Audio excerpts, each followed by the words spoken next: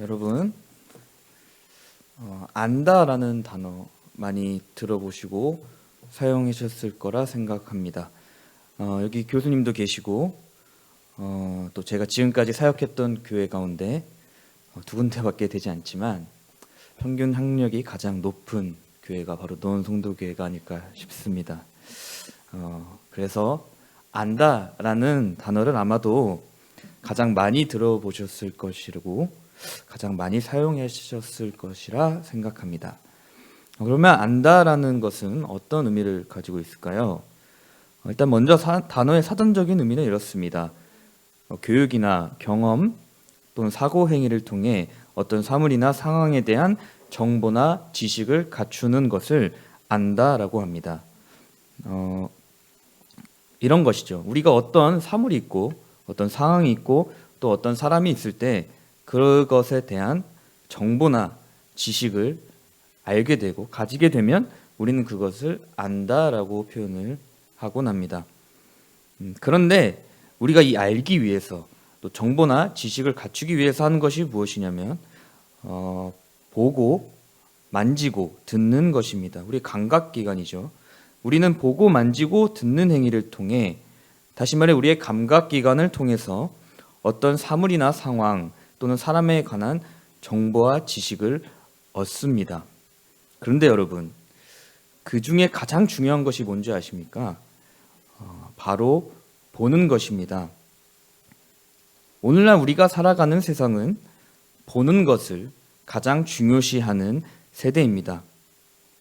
100번 듣는 것이 한 번 보는 것보다 낫다라는 것이 있고, 서양에서는 아예 보는 것은 곧 믿는 것이라는 속담까지도 있습니다. 즉 알기 위해서는 보는 것이 가장 중요하다는 것이 오늘날 우리가 살아가는 현실에 받아들이는 이야기입니다. 우리는 대체로 우리 자신이 직접 눈으로 보아야만, 직접 눈으로 본 것만을 사실이라고 믿습니다. 보지 못하면 절대로 믿지 않죠. 보아야 안다, 보는 것이 전부다라는 것이 진리처럼 받아들여지는 시대에 살고 있습니다.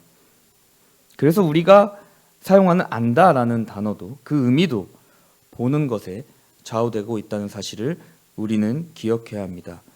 그런데 여러분, 그것이 정말 사실일까요? 우리가 보는 것이 사실일 수도 있지만 사실이 아닐 수도 있습니다. 하나 예를 들어보죠. 빛이 하나도 없는 밤 12시에 모든 불이 꺼져 있는 상태로 여기에 있는 목사님 방에 들어가 있다고 한번 가정을 해보죠. 처음에 딱 들어서면 어떨까요? 아무것도 안 보이죠. 깜깜합니다. 그러다 어느 정도 시간이 지나면 눈이 적응을 해서 조금씩 보이기 시작하죠. 목사님 방을 다 아시죠? 책상도 보일 것이고 컴퓨터도 보일 것이고 먹다 남은 커피 잔도 보일 겁니다. 그럼 한 가지 질문을 드려보죠. 어떤 것이 사실입니까? 처음에 보이지 않은 깜깜한 것이 그 방의 사실일까요? 아니면 후에 보인 것이 사실일까요? 우리는 다 알죠. 후에 보이는 것이 이 방의 사실이다. 왜 그렇습니까? 우리는 이미 이 방에 대한 경험이 있기 때문입니다.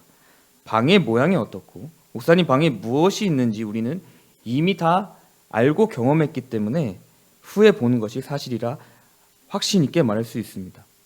그런데 만일 방에 아무것도 모른 채, 아무 정보도 없고 무엇이 있는지 모른 채 처음 깜깜한 상태로 들어갔다고 생각을 해보십시오. 아무것도 보이지 않는다고 해서 그 방에 아무것도 없다는 말은 아닙니다. 무엇을 말하고 싶냐면 보는 것이 전부가 아니라는 말을 드리고 싶은 겁니다. 보이는 것은 전부가 아닙니다. 우리의 생각과 경험은 보는 것을 좌우하고 결정합니다. 그래서 놀랍게도 우리가 보는 것과 실제는 다른 경우가 생각보다 많습니다. 우리의 눈은, 우리의 시각은 어떤 사물이나 상황을 정확하게 사실 그대로 감지해서 전달하는 것이 아니고 적절하게 감지해서 해석해서 뇌에 전달한다고 합니다. 제가 말한 것은 아니고요. 그 뇌의 전문가가 말한 겁니다. 쉽게 말해서 우리 사람은 보고 싶은 것만을 보고 듣고 싶은 것만을 듣는다는 겁니다. 그래서 우리의 보는 것이 사실일 수도 있지만 사실이 아닐 수도 있고요. 전부일 수 있지만 전부가 아닐 수도 있습니다. 진리일 수 있지만 진리가 아닐 수도 있습니다. 우리가 보는 시각은 너무나도 짧습니다. 우리가 가진 한계이죠. 이게 진짜인 것처럼 보이지만 진짜가 아니고, 사실인 것처럼 보이지만 사실이 아니고, 이게 옳은 것처럼 보이지만 옳은 것이 아닌 경우가 너무나도 많습니다. 시대의 흐름이죠. 한낱 유행에 불과하고요. 그러면 내가 지금까지 본 게 다 사실이 아니란 말이냐? 그것은 아닙니다. 사실일 수도 있습니다. 그러나 사실이 아닐 수도 있습니다.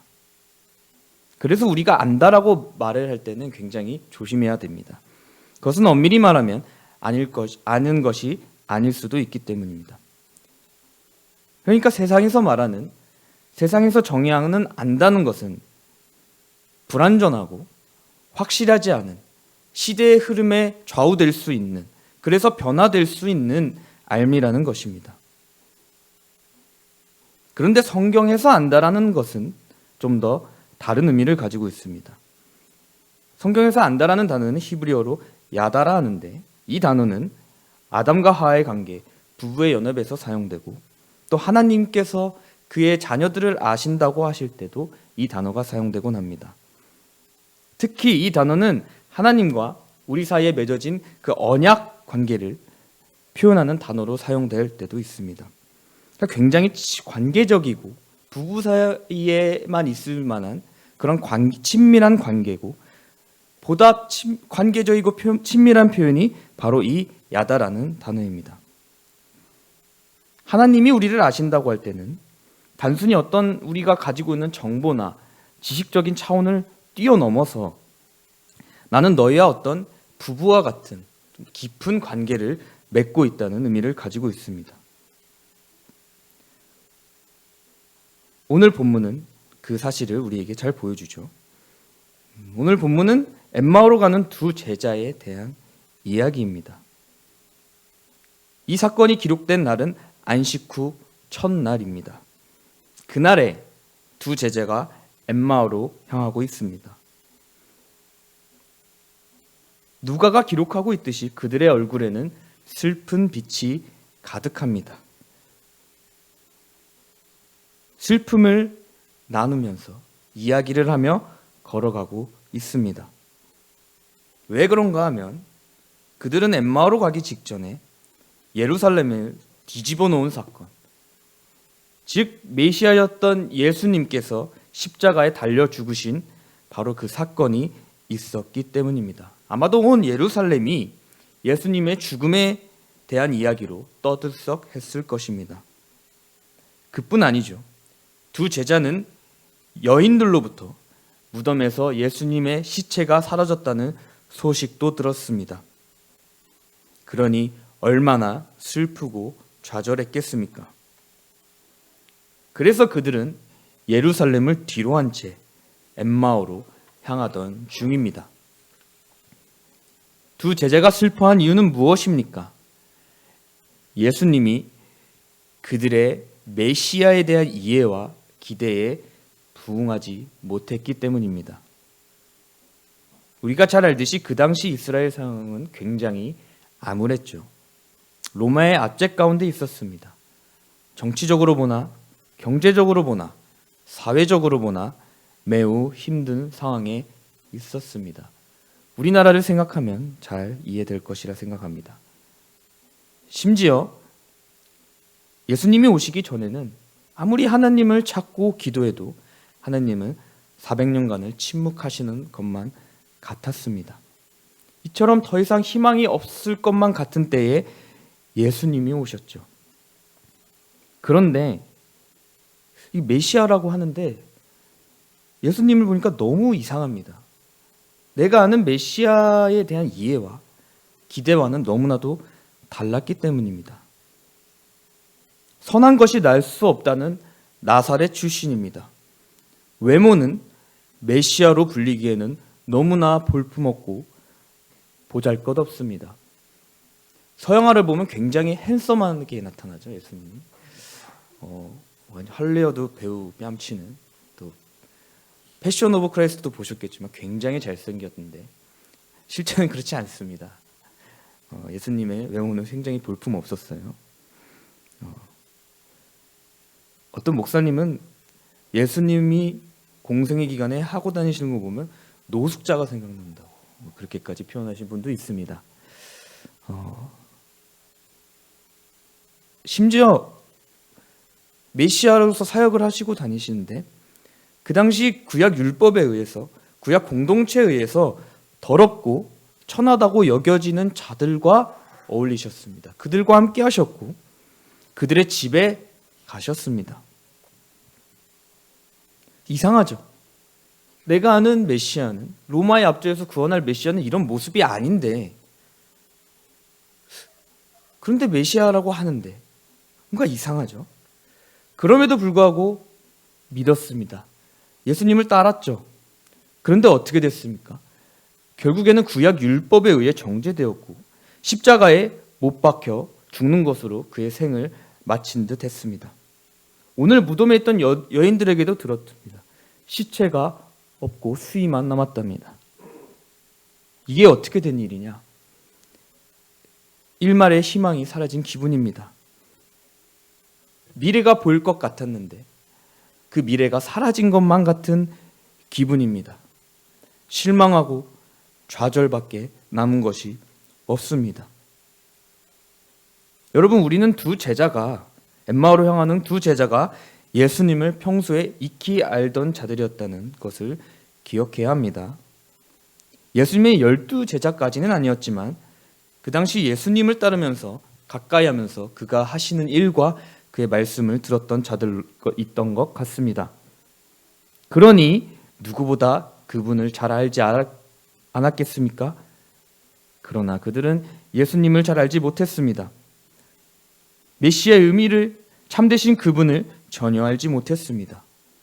뿐만 아니라 온 예루살렘이 예수님을 알지 못했습니다. 예수님의 죽음을 두고 온 예루살렘이 떠들썩했지만 왜 그분이 누구시며 왜 그분이 오셨고 왜 십자가에 달려 죽으셨고 왜 무덤에 시체가 없어진지를 아무도 깨닫지 못했습니다.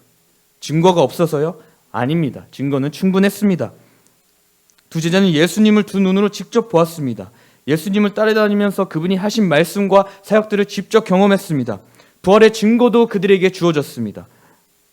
그럼에도 불구하고 그들은 예수님이 누구신지 깨닫지 못했어요. 우리는 어떨까요? 우리가 믿고 있는 하나님이 진짜 성경에 계시하신 하나님이 맞을까요? 우리는 하나님을 안다고 말하지만 또 확신하지만 사실 모르는 경우가 적지 않게 있습니다. 적지 않은 우리가 성경에서 말하는 하나님이 아닌 우리가 고안해낸 우리의 기대에 부응하는 하나님을 믿는 경우가 있습니다. 그렇지 않아도 하나님을 우리의 기대 안에 가두고 우리가 원하는 대로 하나님을 우리의 마음에 가두어내고 하나님을 만들어내기까지도 합니다. 우리의 이해에 하나님이 부합하지 않으면, 우리의 기대에 하나님이 맞지 않으면, 우리의 현실에 하나님이 적합하지 않으면, 우리가 배운 것에 하나님이 정확하게 일치하지 않으면 우리는 굉장히 불편해하죠. 왜 하나님이 저럴까? 저게 하나님일까? 하나님이 계실까? 이런 생각들을 계속해서 가지고 있습니다.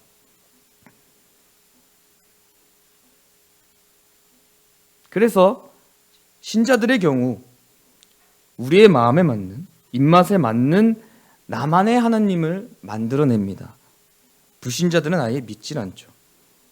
심지어 이 마음이 커지면 교회를 떠나는 경우도 적지 않습니다. 그래서 우리가 하나님을 믿고 신뢰하고 할 때 그 믿음과 신뢰는 우리의 현실에 있어서 우리가 가지고 있는 이해와 기대와 소망이 그대로 이루어질 것이라는 그 믿음과 신뢰인 경우가 적지 않습니다. 하나님의 뜻이 이루어지는 것이 아니고 내 뜻이 이루어지기를 원하는 것입니다. 이러한 신앙생활의 문제는 무엇입니까? 우리와 함께 하시는 하나님을 알지 못한다는 데 있습니다. 오늘 본문을 보면 두 제자는 예수님이 그들과 함께 하심을 전혀 알지 못합니다. 예수님을 따라다녔고 예수님의 제자라고 하는 그들이었지만 예수님이 엠마오로 향하는 그들과 함께 있었다는 사실을 그들은 모릅니다. 심지어 그분이 예수님인 것조차도 모릅니다. 빈 무덤에 시체의 수위, 천사들의 말, 여인들의 증언, 부활하신 주님께서 그들을 직접 찾아오셨음에도 불구하고 그들과 동행하셨음에도 불구하고 그들은 알아보지 못합니다. 우리도 마찬가지죠. 하나님이 우리와 항상 함께하고 계시는데 문제는 우리가 그것을 인식하고 있지 못하는 데 있습니다. 이것이 문제입니다. 창조주와 구속주로서, 특별히 우리의 아버지로서 하나님 항상 우리와 함께 계시고 계신데 우리는 바보같이 그것을 전혀 모릅니다. 하나님은 하나님이시기를 그치지 아니하시는데 우리는 전혀 그것을 깨닫지 못합니다.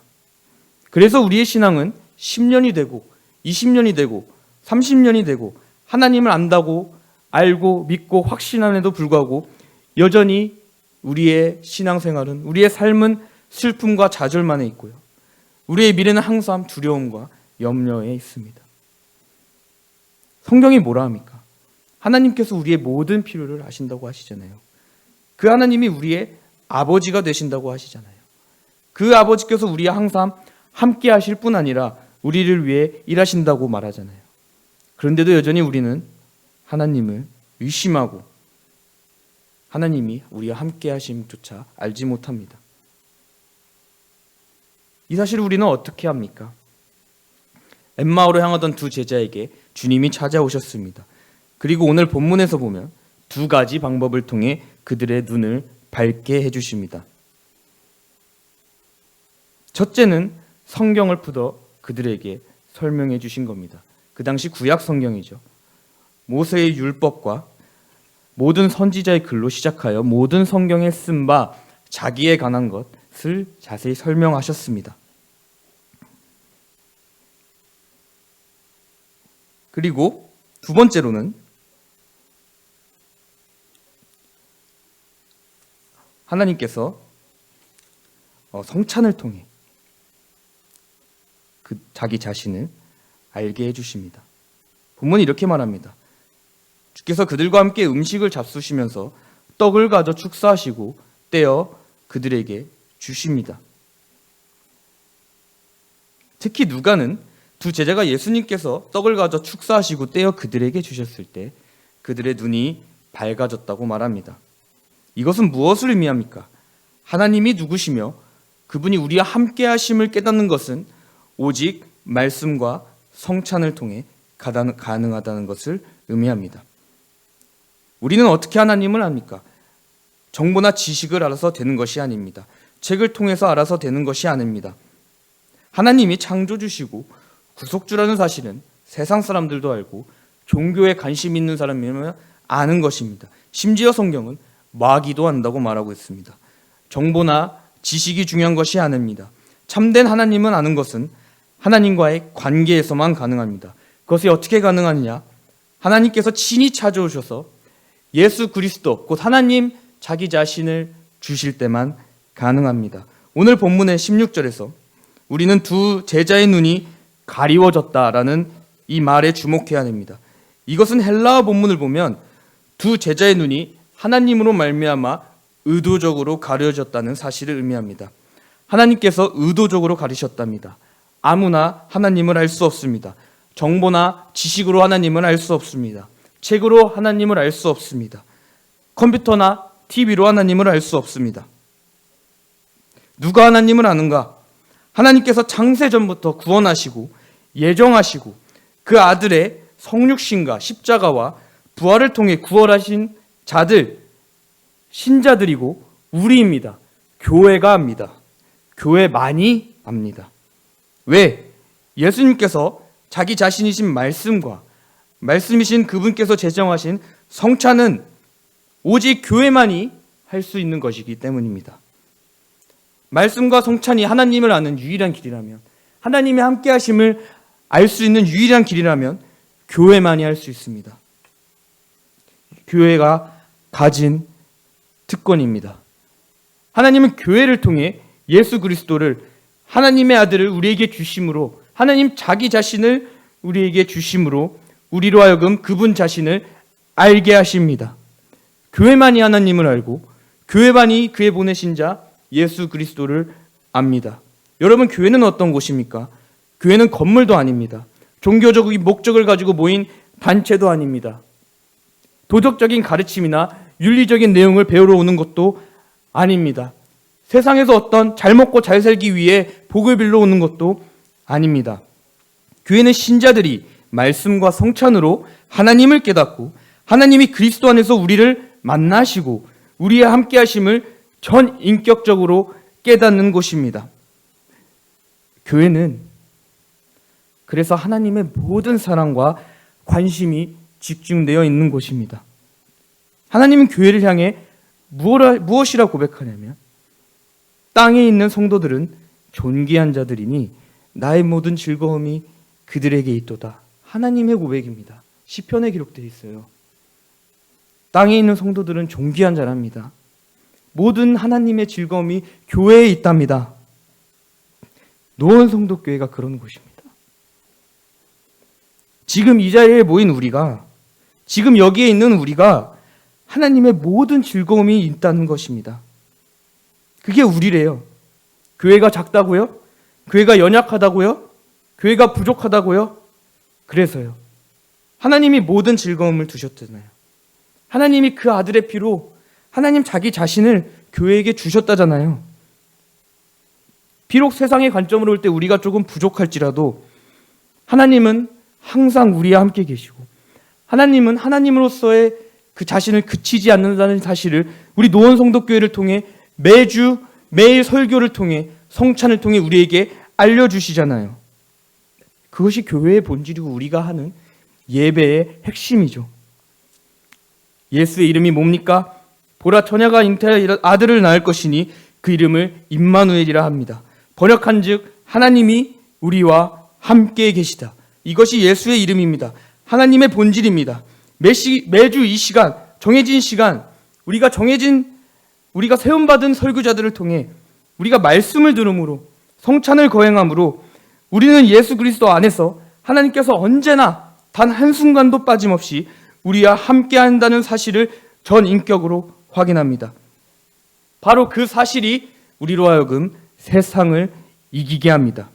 세상의 현실이 녹록하지 않아도, 힘들고 아프고 병들어도 당신의 모든 즐거움을 둔 하나님께서 우리와 함께 하신다는 사실로 말미암아 우리는 세상을 이깁니다. 이것이 우리의 신앙생활입니다. 예수님은 두 제자에게 말씀과 성찬으로 자신을 풀어주십니다. 드디어 두 제자는 부활하신 주님을 깨닫습니다. 그들의 길은 엠마오에서 예루살렘으로 180도 변합니다.